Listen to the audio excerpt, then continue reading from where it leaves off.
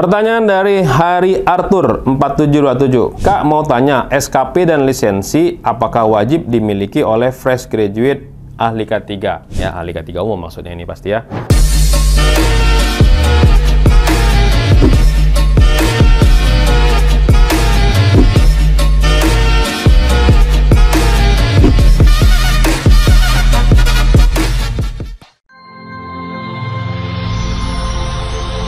Video ini dipersembahkan oleh Mediatama Academy.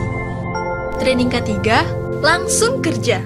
Kalau kita berbicara mengenai SKP dan lisensi ahli K3, itu teman-teman bisa baca di Permenaker 0292 ya. Silakan buka aplikasi Mika Superlab K3, teman-teman masuk ke regulasi, pilih Kemenaker, teman-teman bisa cek di sana. Di sana Permenaker 0292 menyebutkan untuk mendapatkan SKP dan lisensi, teman-teman harus mengumpulkan, kalau sekarang mengupload ya, ada beberapa berkas nih. Pertama, harus memiliki ijazah ya, ijazahnya harus D3 dengan pengalaman 4 tahun, atau ijazahnya S1 sarjana dengan pengalaman 1 tahun atau 2 tahun. 2 tahun kalau ditulis di sana ya. Yang kedua, teman-teman harus punya surat keterangan bekerja ya di perusahaan. Kalau fresh graduate kan belum kerja, artinya apa? Belum bisa dong dapat SKP dan lisensi ya.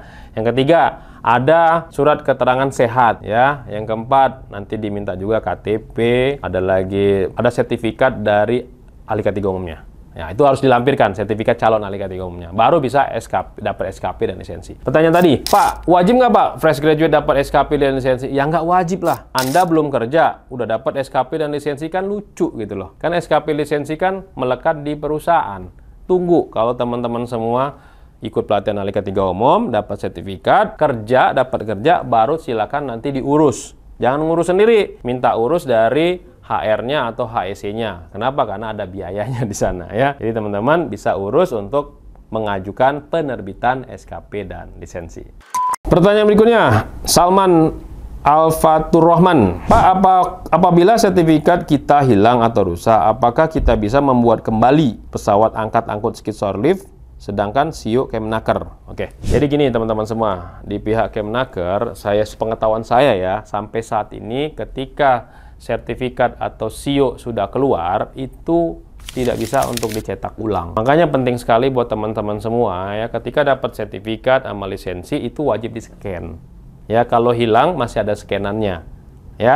Nah, kalau teman-teman ikut di pelatihan di Mediatama, insya Allah nih kita akan komitmen terus ya melakukan hal ini. Apa itu? Kita scan dulu sebelum kita kirim ke peserta. Lalu kita upload ke aplikasi Mika Superlab K3 yang teman-teman bisa download melalui Play Store ataupun App Store. Nanti masuk ke akun, ada pelatihan saya, ada scanan dokumen sertifikat SKP sama lisensinya. Pak, kalau lisensi sertifikatnya hilang gimana Pak? Nah, makanya tadi kalau teman-teman punya scanan sertifikatnya, lisensinya bisa diterbitkan ya dengan pengajuan baru atau penerbitan baru atau mutasi istilahnya ya.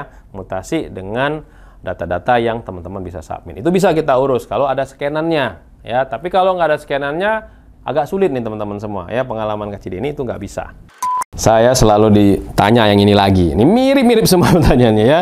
Dari Fishing Explorer 2960. Assalamualaikum, salam sehat Kak Denny. Saya mau tanya, karena saya lulusan S1 Ekonomi, jadi apakah lebih worth it untuk ikut K3 versi Kemenaker ataupun BNSP, Kak? Terima kasih. Nah, teman-teman semua ya, balik lagi ke video-video sebelumnya nih. Ya, kalau misalkan teman-teman semua pendidikannya D3 atau S1, silakan ikut yang versinya Kemenaker, ahli K3 umum Kemenaker. Tapi kalau teman-teman tamatannya SMA, SMK, ikut yang versinya BNSP. Karena diperbolehkan untuk tamatan SMA.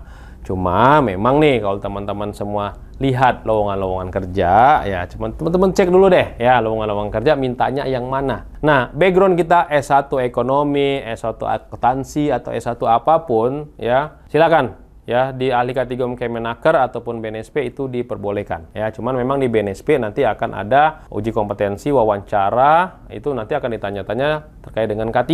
Kalau memang kita nggak ada background K3 sama sekali ya, lebih baik ambil yang ahli K3 Kemenaker karena trainingnya lebih lama, yaitu 12 hari ya. Kemungkinan dapat informasi K3, sharing ilmunya lebih banyak lagi, jadi lebih pede lagi untuk ikut ujiannya.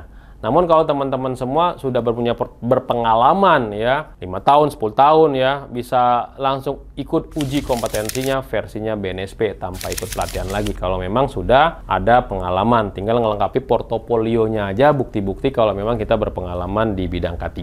Nah, itu versi yang BNSP ya. Pak, apakah yang kami yang S1 bisa juga dapat BNSP? Bisa ya. Jadi kalau teman-teman pendidikannya D3 atau S1 bisa langsung dapat dua-duanya. Versinya Kemenaker, versinya BNSP. Silakan nanti teman-teman kalau sudah ahli K3 Kemenaker, setahun 2 tahun kerja mau ambil yang BNSP, is oke.